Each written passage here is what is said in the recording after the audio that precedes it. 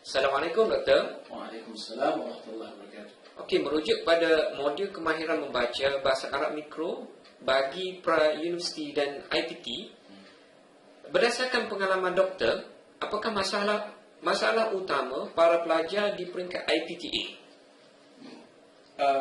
Umumnya peringkat IPTA di Malaysia secara khusus, masalah utama mereka ialah kurang kemahiran ataupun tiada ketajaman bahasa sewaktu mendengar ucapan atau sebutan-sebutan dalam bahasa Arab.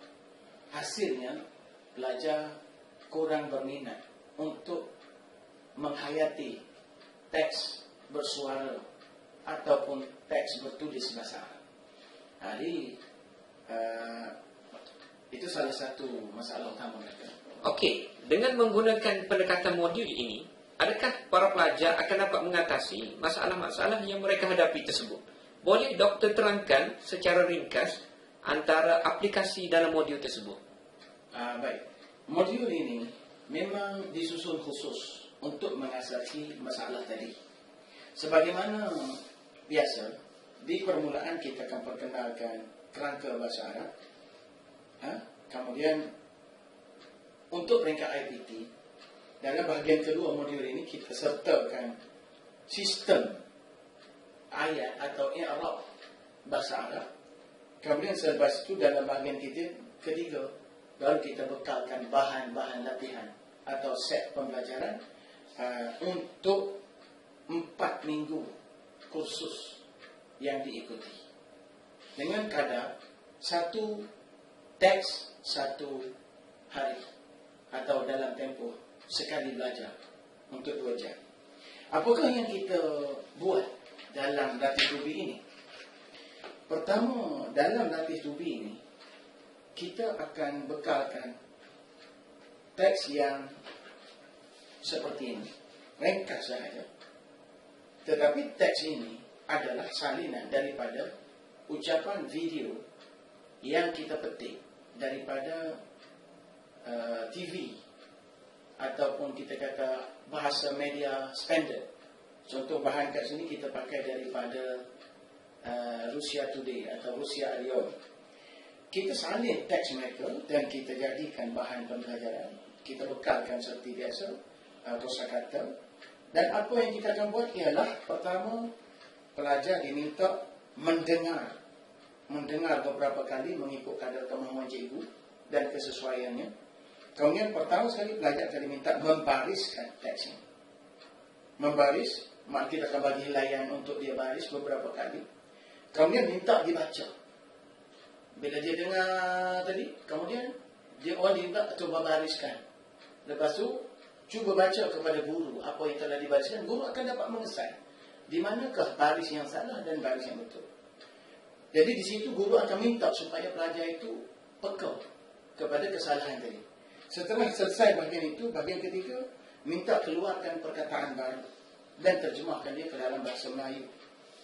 Kemudian langkah seterusnya ialah mereka perlu menjawab beberapa soalan kefahaman ringkas untuk menguji adakah mereka faham teks tersebut. Ya? Jadi di sini mereka diberi contoh, kita petik fa fi hadhihi al-qa'ah yatabaratu al-durus. Jadi kita akan tanya soalan mudah, siapa yang bertanding dalam dewan itu? Di mana dia bertanding? Dia boleh jawab tulab urus. Di mana? Fil qa'ah, dalam bahasa simple. Kemudian untuk pengukuhan bahasa, mereka akan keluarkan perkataan Arab dan terjemahan ke dalam bahasa Melayu. Kemudian selepas itu, dalam langkah seterusnya, pelajar diminta supaya membaca salah satu ketikan teks. Contohnya diambil dalam fafi hazil qa'iyat tabaratul laburus bi adawatil lughawiyah qad yasmu ala abna'il lugha itqanuha. Kemudian pelajar diminta terangkan apakah jenis ayat ini. Kemudian di sini disenaraikan perkataan setiap daripada teks ketikan tadi. Kemudian minta dia i'rab apakah jenis golongan kata ini, apakah i'rabnya dan apakah tanda alamat i'rabnya itu. Begitulah seterusnya untuk setiap set. Tetapi dia berubah mengikut target minggu ke minggu. Jadi penekanan latihan itu menjurus kepada aspek-aspek yang berbeza. Tapi konsep masih sama. Sebagai contoh, saya tunjukkan di sini. Pada minggu pertama, kita menekankan kepada taqwiyah al-qudrah ala iltiqatil aswar wa fahmiha, yaitu mengukuh kemahiran kekuasaan, kemampuan untuk menangkap bunyi bahasa Arab dan memahaminya. Jadi dalam minggu ini, pelajar akan ditekan untuk mendengar beberapa kali, mendengar sehingga pelajar merasa jemu. Kerana teks itu pendek, tak sampai 1 minit, lebih kurang 15 saat. Boleh diulang sebanyak 10 kali atau 15 kali. Kemudian, selain itu, pelajar sesudah dia mendengar, dia menulis, dia membaris, last kali, pelajar diminta menghafal teks ini. Dan esok harinya, pelajar diminta menyebut kepada guru apa yang telah dihafal. Kalau dalam minggu kedua pula, pelajar setelah itu diminta idah ma yahtawi alaihi nas.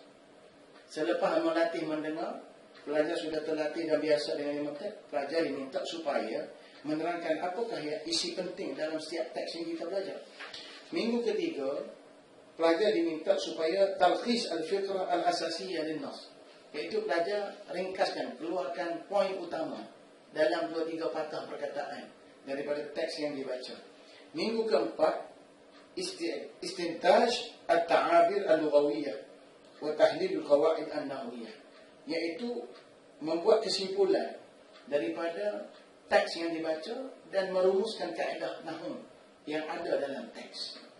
Jadi ini yang kita nampak kemampuan yang perlu ada kepada pelajar di peringkat IPT. Kerana inilah yang akan membantu mereka untuk memahami kitab-kitab bahasa Arab. Itu saja.